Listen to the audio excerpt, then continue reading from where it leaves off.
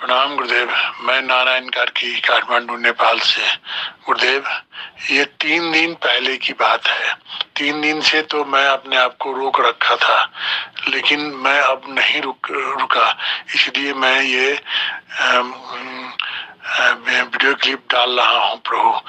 तो हे प्रभु, 3 दिन पहले जब मैंने सुबह के टाइम में जब मैं बैठा साधना में, तो साधना करने के टाइम में मैं ये देख रहा हूँ कि मेरा शरीर से सूक्ष्म रूप अलग होकर के, और वो लाखों कण में, लाखों टुकड़ों में विभाजित होने के बाद, और धीरे धीरे धीरे धीरे बैक पोजीशन से वो गुरुदेव वो आप में जाके विलीन हो गया। और अंदर जाकर के देखता हूँ प्रभु कि वहां तो कुछ है ही नहीं अंदर। गुरुदेव, आप में लीन होने के बाद तो देखता हूँ वहां तो कुछ है ही नहीं, बस एक असीम शांति। वहां कुछ नहीं है, बस एक फीलिंग सी हो रही थी कि मैं ही ये पूरा ब्रह्मांड हूँ और ब्रह्मांड मुझ में है। बस यही फीलिंग हो रही थी और कुछ नहीं। और ज्यादा देर तो नहीं रुक सका प्रभु, बस थोड़ा देर ही ये हुआ, और उसके बाद मैं फिर बैक हो गया। तो ये कहने के लिए मैं विवश था, सोच रहा था कि कहूँ ना कहूँ।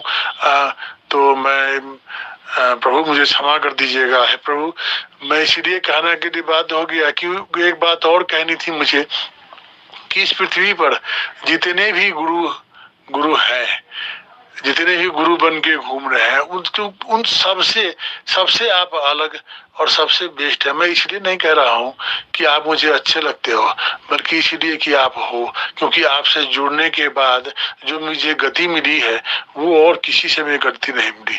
प्रणाम प्रभु जी, प्रणाम। प्रणाम आपको।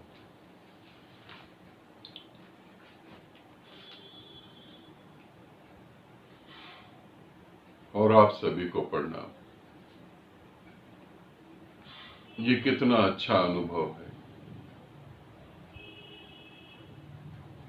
कि मेरा सूक्ष्म शरीर अनंत हिस्सों में बंटकर और गुरु में विलीन हो जाता है। आज इस पृथ्वी पर लाखों साधकों को यह अनुभव होता है, कम नहीं, लाखों साधकों को यह अनुभव होता है। और इस अनुभव पर पहुंचने के बाद वो नीचे भी गिर जाते हैं। क्यों नीचे गिर जाते हैं? नीचे गिरने का अर्थ ये नहीं है कि वो जानवर बन जाते हैं। नीचे गिरने का अर्थ है वो फिर उन्हीं वासनाओं में वापस फंस जाते हैं। क्यों ऐसा होता है?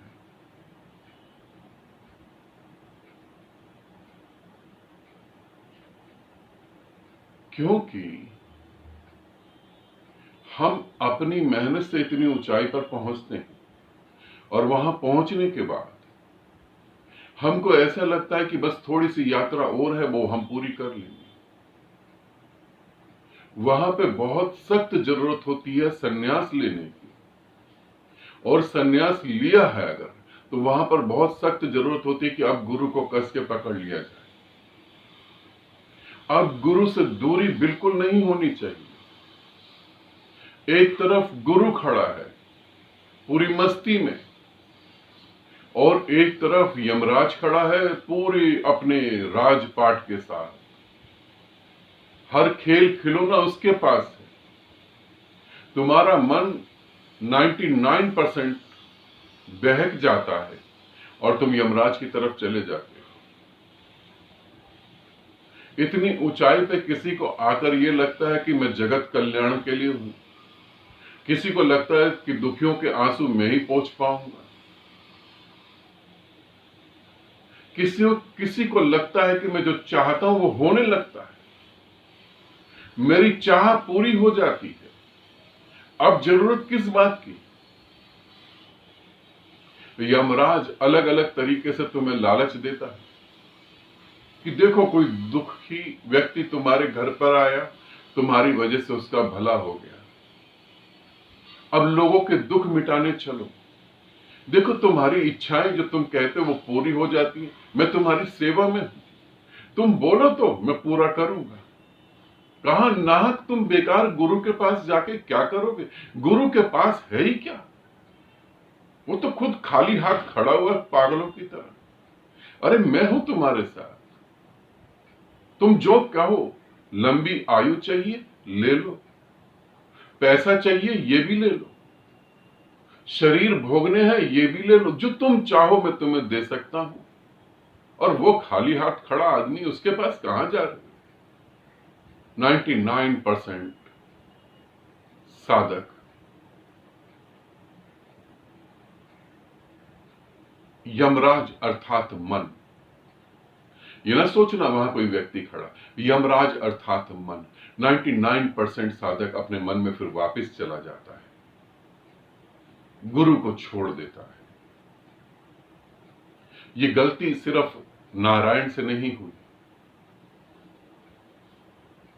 काठमांडू में है नारायण। ये गलती नारायण से नहीं, बहुत सारे साधकों से होती है, बहुत सारे साधकों से हो रही है। फिर जब गुरु की आवाज कान में पड़ती है, फिर होश आता है कि अरे ये क्या कर दिया। फिर आंख में आंसू आते हैं कि ये क्या कर दिया, ये क्या हो गया।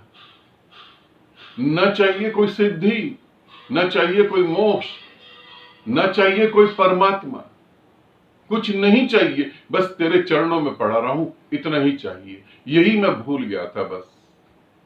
और इस भूलने की कीमत कितनी भारी चुकानी पड़ती है, ये जब पता लगता है तो सिर्फ रोने के अलावा और कुछ भी नहीं होता।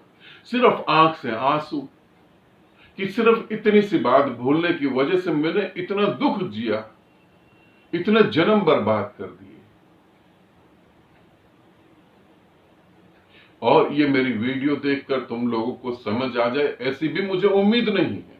फिर भी तुम फंसोगे तो मन के जाल में ही। नारायण की बात को लेते हैं। नारायण 260 साल पहले नारायण मुझसे जुड़ा। 260 साल पहले नारायण मुझसे जुड़ा।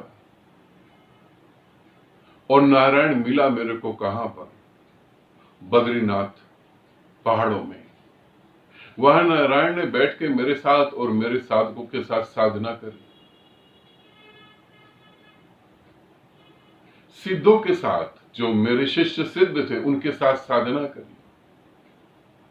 और साधना करते करते इतनी ऊंचाई छुई। और तब मैंने नारायण को कहा कि सन्यास लेना जरूरी है। तब नारायण ने कहा कि परिवार अभी तैयार नहीं है, पत्नी है, बच्चे हैं, कैसे मैं सन्यास ले लूं? नारायण तुम देख रहे हो, एक एक बात सुनना समझना। कैसे मैं सन्यास ले लूं गुरुदेव? मैंने कहा ठीक, तुम्हारी मौज, जैसे तुम्हें ठीक लगे। फिर अलग से कुछ साधकों ने समझाया कि सन्यास ही जरूरी है, अभी ना लोगे तो फिर किसी जन्म में आओगे फिर लोगे। इसी बार कहा कि दिल्ली में शिविर है, तुम आओ। तुमने कहा दिल्ली तो बहुत दूर है गुरुदेव, मैं कैसे आ पाऊंगा?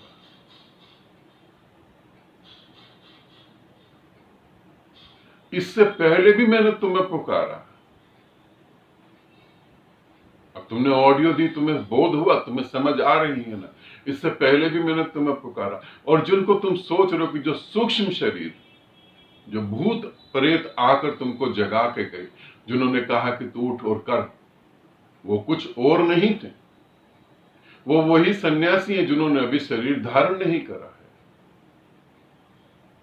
वो वही सन्यासी हैं, अभी उन्होंने शरीर धारण नहीं करा। किसी सदी में कभी शरीर धारण करेंगे तो इस पृथ्वी पर आएंगे। मगर उनको लगा कि तुम्हें अब सन्यास लेना चाहिए। और तुम जागे, तुम उठे, उन सिद्धियों को याद करा, वो सिद्धियां वापस जागी। और तुमने फिर जो करा वो तुमको पता है।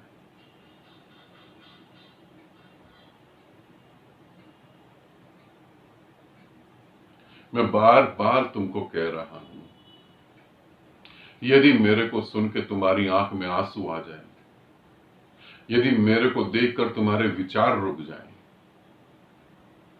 यदि मेरे पास आने से तुम बिल्कुल आनंदित हो जाओ,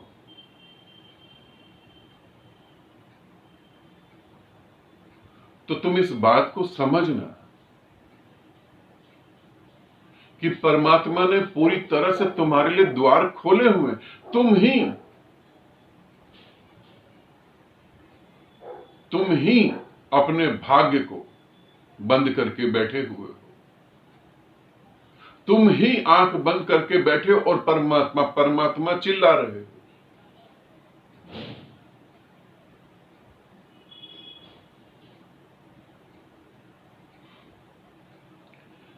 मैं फिर दोबारा से कह रहा हूं, इस जन्म में नहीं तो किसी न किसी जन्म में तुम जरूर आओगे और मुझ में विलीन हो।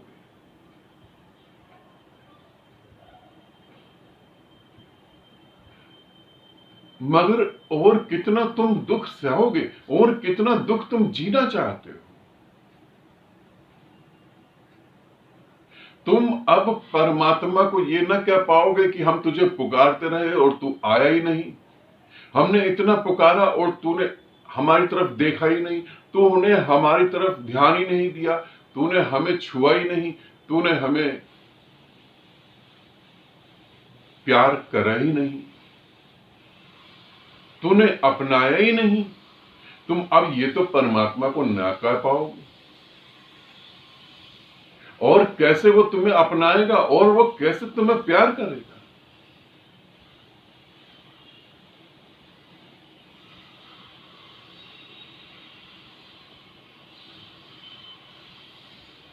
तुम कहते हो कि हम जंजीरों में बंधे हुए, प्रेम की, जिम्मेवारियों की। तुम्हें लगता है कि कभी तुम इस जंजीरों से मुक्त हो पाओगे? कितने जन्म ले लो, लाखों जन्म ले लो, तुम कभी इन जंजीरों से मुक्त हो पाओगे? लाखों जन्म से तो तुम चलते ही आ रहे हो, तुम मुक्त हो पाए हो?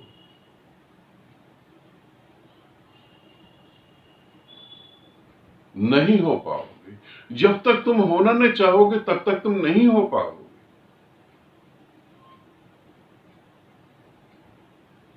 मेरे हृदय में समा जाओ, उससे पहले कि तुमको मौत आ जाए और फिर अगली सदी में तुम मुझे मिलो, उससे पहले मेरे हृदय में तुम समा जाओ।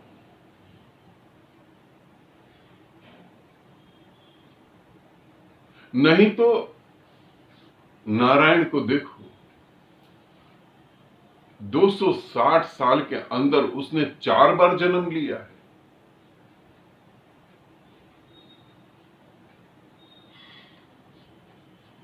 समझो तुम।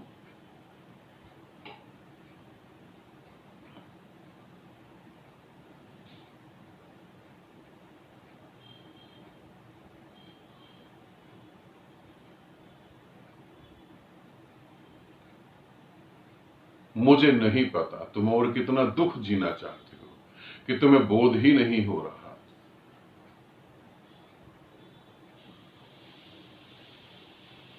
नारायण, मैं तुम्हें यही कहूंगा कि यहां ऊंचाई पर आना कोई बड़ी बात नहीं। कोई भी साधक, कोई भी साधिका जिद करके यहां तक आ सकती, कोई बड़ी बात नहीं। यहां पर बने रहना बड़ी बात है। हमेशा के लिए गुरु में विलीन हो जाना बड़ी बात है।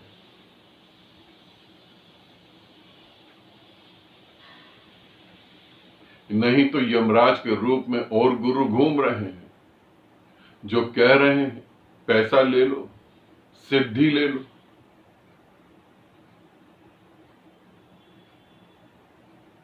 इस पृथ्वी पर जो सबसे ज्यादा गरीब है वो सिर्फ वही व्यक्ति है जो परमात्मा होने के बाद भी समझ नहीं पा रहा। वही सबसे ज्यादा गरीब व्यक्ति है, वही सबसे ज्यादा दुखी व्यक्ति है, जो ये समझ नहीं पा रहा कि वो परमात्मा है। तुम परमात्मा हो, और जब तक तुम अपने रूप को न जान लो तब तक तुम तड़फोगे, रोगे, परेशान होगे, कुछ भी कर लो, तुम अपने आप को बहका रहे हो, अपने आप को गुमराह कर रहे हो। कभी स्त्री के प्रेम में, कभी बच्चे के मोह में, कभी नशे में, कभी पैसे में, सिर्फ अपने आप को गुमराह कर रहे हो, अपने को तुम धोखा दे रहे हो।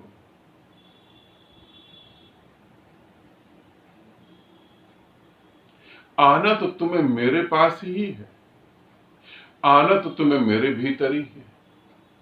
एक बार मैं उड़ीसा गया। उड़ीसा में जो है, मैं समुद्र के किनारे बैठा हुआ था और वहां पर मैंने देखा कुछ बच्चे, 2-4 फैमिली आई हुई थी। कुछ बच्चे रेत में मकान बना रहे थे, मंदिर बना रहे थे, सजा रहे थे उसे।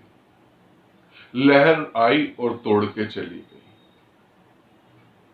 फिर बच्चों ने सोचा थोड़ा दूरी पे बनाए, फिर दूरी पे बनाने लगे और जिद करने लगे, मेरा मकान तेरे से ज्यादा अच्छा है।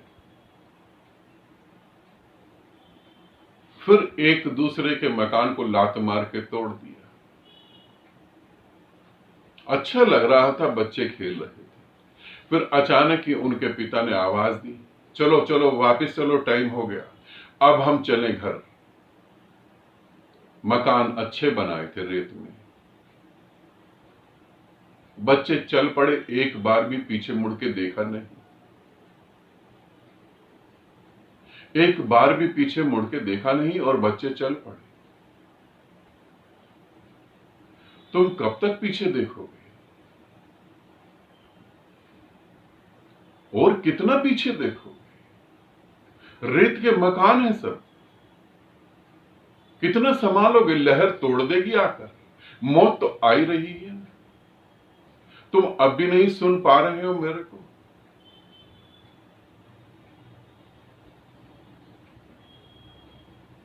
संन्यास्त होना जरूरी ना होता तो मैं तुम्हें कभी कहता भी नहीं। मैं वो बातें कहता ही नहीं जो जरूरी नहीं है, छोड़ दो उनको। मेरे से कोई पूछता है कि क्या नियम और क्या सिद्धांत, मैं बोलता हूं सब नियम सिद्धांत बेकार। कोई बोलता प्याज खाएं, लहसुन खाएं, ना खाएं, सब छूट है। जब इतनी छूट की बातें कर रहा हूं तो सन्यास क्यों कह रहा हूं? आवश्यकता, जरूरी है इसीलिए, नहीं तो तुम ऐसे ही भटकते रहोगे जैसे नारायण भटक रहा है। इसे समझना। और नारायण, अभी तो मैं पृथ्वी पर सन्यास दे सकता हूं, कहीं ऐसा ना हो कि काठमांडू से दिल्ली आने में बहुत देर लगती है और कहीं ऐसा ना हो मैं दिल्ली छोड़ के कहीं और चला जाऊं, किसी और देश चला जाऊं। और कहीं ऐसा भी ना हो कि मैं कह दूं कि अब मैं सन्यास नहीं दे रहा हूं। हाँ, कह भी सकता हूं मैं, अब मैं सन्यास नहीं दे रहा। इतनी देर हो जाए उससे पहले जब भी सन्यास का बोला जाए, जरूर सन्यास लें। और यहां पर तुम 260 साल पहले भी आ चुके हो जहां आज आए हो, ठीक है? बाकी साधक भी नारायण की इस बात को समझें, आनंदित रहें, सदा खुश रहें। बहुत बहुत प्रेम आप सभी को।